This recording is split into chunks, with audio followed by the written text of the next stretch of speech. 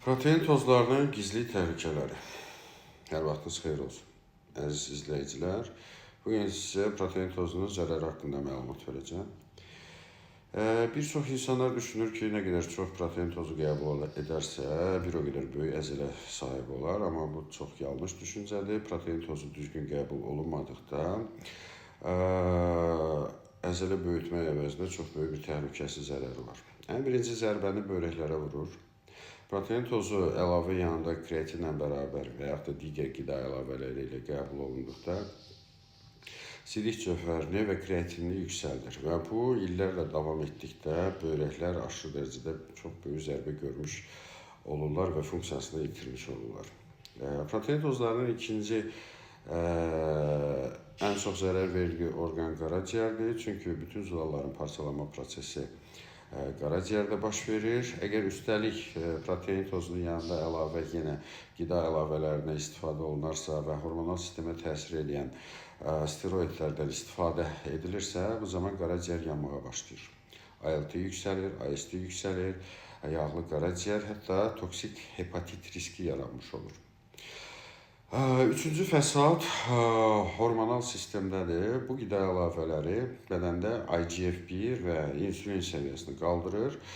Bu da su yığılmasına, insülin müqavimətinə, testosteron düşməsinə və orqanizmin öz hormon balansının pozulmasına gətirib çıxardır. Hansı ki, bir həkimimizi hal-hazırda lağa qoyublar bu testosteron düşmə səviyyəsinin cinsi zəiflik yaratmaq məsələsinə görə, ona görə bir aydınlıq verəcək.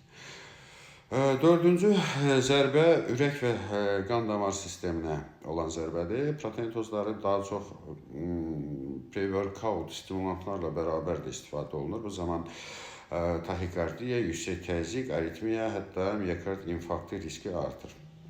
Ən yüngül görünən, amma ən çox rast gəlinən yan təsir, yəni bunu demək olar ki, protein tozu içən əksəriyyət hiss eləyib.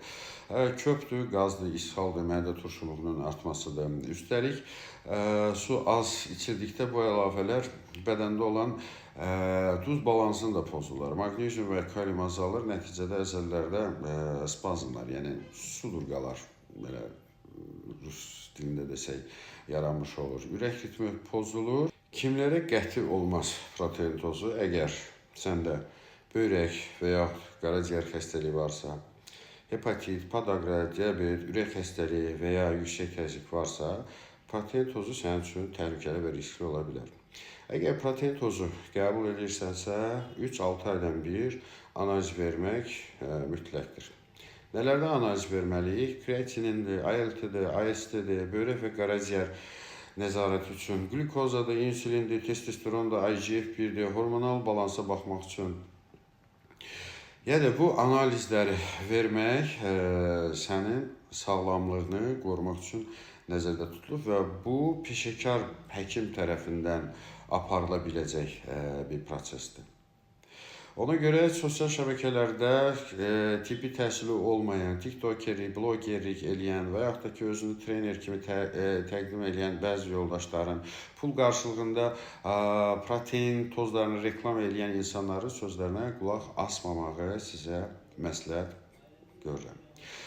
Protein tozları əslində kimlərə lazımdır və kimlər istifadə edə bilər? Protein tozları professional səhnəyə, yarışa hazırlaşan atletlər üçün nəzərdə tutulmuş preparatdır. Çünki gün ərzində onların qəbul elədiyi qida 7-8 dəfəni aşdığına görə, bəzən yemək imkanı olmadığına görə və yaxud da ki, zülal miqdarı azlıq təşkil elədiyinə görə dəstək kimi protein tozu qəbul edə bilirlər və orqanizm bunu tam şəkildə digər steroid tipli preparatların təsir nəticəsində tam mənimsə bilir.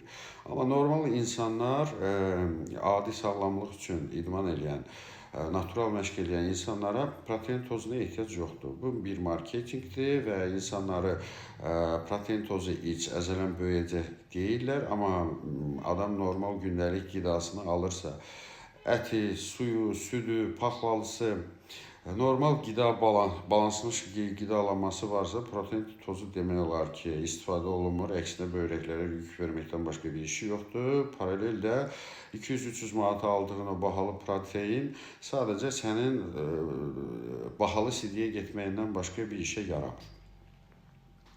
Sağlam bədən üçün ən güclü qida təmiz qidalanma, düzgün yuxu və balanslı məşqdir. Ümid edirəm ki, bu informasiya sizin üçün faydalı oldu.